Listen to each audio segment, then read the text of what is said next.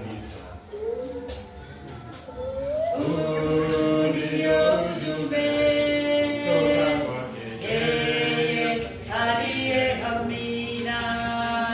Yeye ni shahidi wa kweli, malaika wa kanisa. Huu ndio ujumbe kutoka kwake yeye aliye Amina.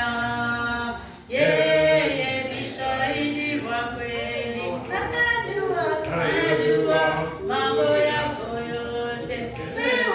Wewe ni baridi na moto, ingekuwa heri uchague moto au baridi.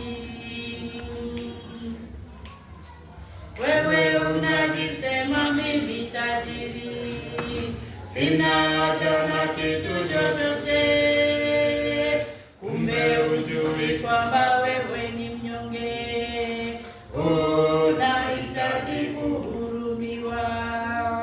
Wewe unajisema mimi tajiri, sina haja na kitu chochote, kumbe hujui kwamba